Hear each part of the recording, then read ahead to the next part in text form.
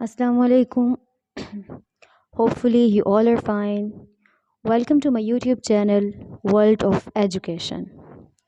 इस वीडियो में हम इंग्लिश की बहुत ही इम्पॉर्टेंट चीज़ सीखने वाले हैं जिसको बहुत से बच्चे मुश्किल समझते हैं, लेकिन यकीन जाने ये चीज़ बिल्कुल भी मुश्किल नहीं है।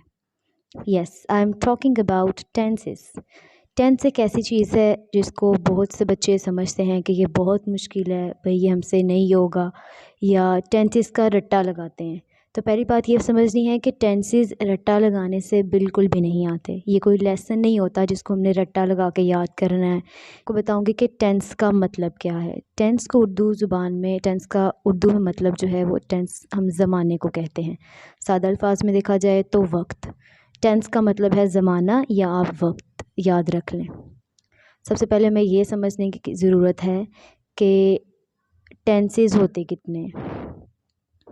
बस 3 होते हैं, एक वो जो गुज़र चुका है, एक मौजूदा और एक आने वाला, मतलब हाल, माजी और मुस्तकबिल।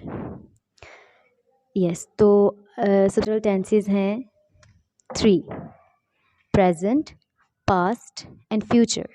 There are 3 types of tenses: present, past and future. First is present, then past and the third one is future. तो ये तो हो गए हमारे पास 3 tenses।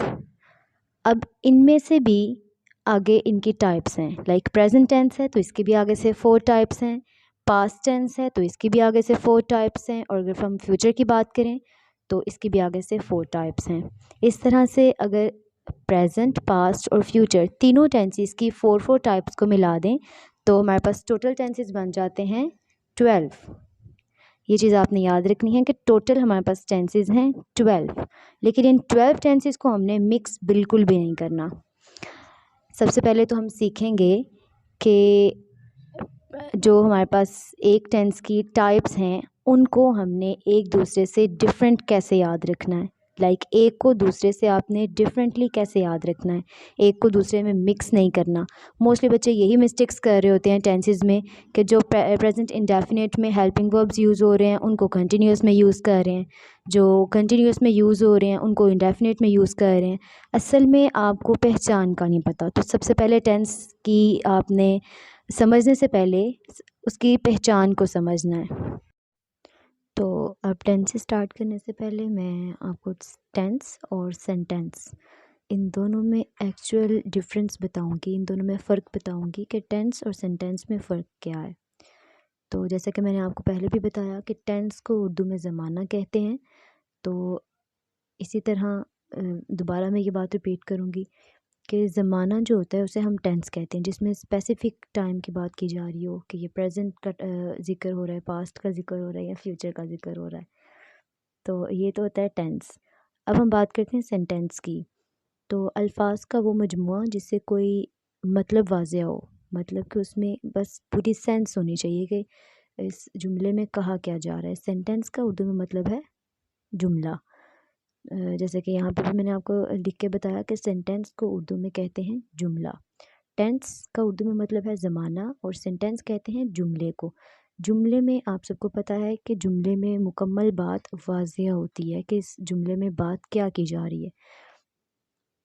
तो मोस्टली बच्चे बोलने में भी ये मिस्टेक कर देते हैं कि हमारा प्रेजेंट का सेंटेंस है, पास्ट का सेंटेंस है। तो ये सेंटेंस नहीं, टेंस होता है। सेंटेंस हम जुमले को कहते हैं।